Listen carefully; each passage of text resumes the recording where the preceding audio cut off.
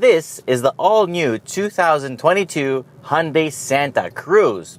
Designed in California, just like an iPhone, and with a sloping S-line roof towards the bed, it looks like a modern-day El Camino. Prices start at 38,500 Canadian dollars. This ultimate all-wheel drive one is 44,799, which is not bad at all for what this thing has. The front looks like a Tucson, and that's actually a good thing because the Tucson has a very aggressive face and looks very nice and modern. They're not exactly identical, but they're very similar. The side looks like a Rocket League car, especially with these futuristic wheels that look like they just came off a concept car. Once again, this sloping S-shaped roofline towards the bed, and the unified bed actually, there's no separation because this is a unibody. The rear has sexy taillights that of course remind us that this is designed in California. It has some elegant touches like the door handle, and overall it's a very good looking thing. The interior is very SUV-like. Actually, it's almost identical once again to the Tucson, which is a good thing because again, it's very nice, modern, and functional. Most of the materials inside are good quality. There's a mix of hard and soft stuff. The fit and finish is mostly good, except some minor details if you look very carefully. The center console is all touch enabled. There are no real buttons to push. Some like it, some hate it. I'm okay with it.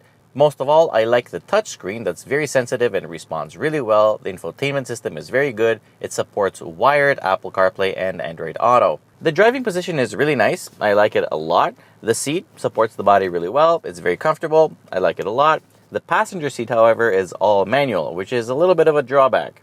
The front seats are heated and ventilated. You also get a heated steering wheel. However, the seats in the back are nothing.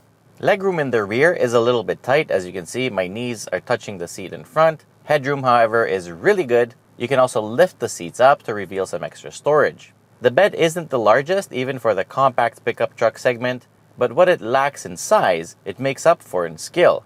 Where have I heard that before?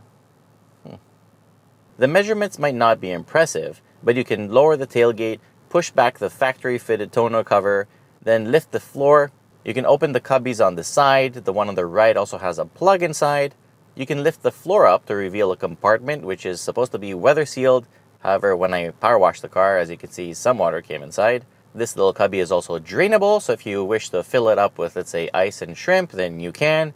The bed is all lined in plastic, so it's nice and durable. It has movable adjustable hooks and fixed ones. It has lighting, and then you can use this strap over here to pretend to be Scorpion and say, "Get over here," and pull back the tonneau cover and then close everything up. The tonneau cover also locks. Not everybody needs a half-ton truck, so for those that don't, voila! The rear suspension is multi-link, and the brakes are equal size front and back, so it comes as no surprise that with the clever H-Track all-wheel drive system, this thing drives exactly like a modern SUV. The steering is very accurate, body lean is very well controlled, and on the road, the Santa Cruz travels with finesse, delicacy, and style. Under the hood, you get a 4-cylinder 2.5-liter turbo engine that makes 281 horsepower and 311 pound-feet of torque. And surprisingly, it's made it to a dual-clutch automatic transmission. I mean, dual-clutch? Just like in the Veloster N, the hot hatch? That's an odd decision for a pickup truck. It is a weird decision, actually. But then again, for on-road applications like this one, it works just fine. It shifts quickly and smoothly. You do feel the lack of, holding torque in between the gear shifts, which feels very out of place in a pickup truck, but whatever. At least it can still tow 5,000 pounds, which is great, and it can haul another 1,614. It runs on regular fuel, and it only consumes about 12 liters for every 100 kilometers you travel, on average that is, and that number is okay considering how quick this thing is. From any speed, in any gear, in any drive mode, you put your foot down, it picks up and giddy up. I mean, this thing is quick, sometimes impressively quick. Like it feels like it's the GTI of pickup trucks. I mean, seriously, it's a good amount of fun here. 0 to 100 kilometers an hour only takes 7 seconds, which proves what I'm saying. On the other hand, the brakes also feel very good. From 100 kilometers an hour, it came to a complete stop in just 41 meters, which is pretty damn good. Handling is predictable and progressive. I mean, it feels exactly like a normal SUV. Sometimes you even forget there's a bed right behind you. Nothing more, nothing less. Feels exactly like an SUV.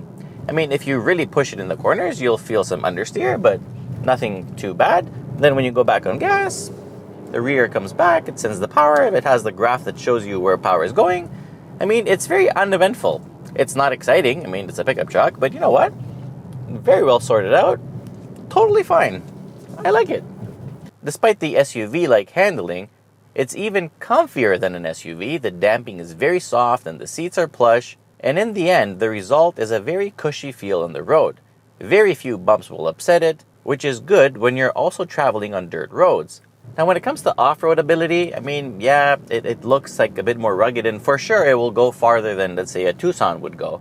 But don't expect any crazy off-road ability. It is covered underneath in, sensitive spots. It does have the terrain modes, which, again, they're not really anything special. Just snow, mud, sand, whatever, so very basic. Will it go farther than a Tucson? Yes. Will it go as far as, a Ford Ranger? No. In terms of technology, you get nice surround view cameras. It has a nice customizable instrument cluster with various themes to pick from. I love the heated steering wheel. It has a remote starter, and it has a very good Bose sound system. In terms of competition, the only thing really close to it is the new Ford Maverick.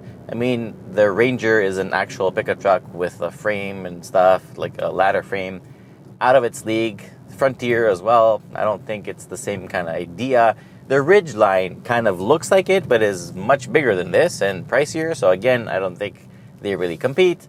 So it's kind of like an entry-level pickup truck for those that don't really need, a butch pickup truck. You know what? It doesn't have a lot of competition right now, and I actually really like that they dared. This is a daring product. It's not an easy decision to make something like this because it could go really well, it could go really bad. But the fact that they made this as good looking as this thing is, I think this is going to do really well. Overall score for the 2022 Hyundai Santa Cruz is a very good 8.5 out of 10. I really like it, and I hope you like it too. So that's pretty much it with the Santa Cruz for today. I hope you liked this video.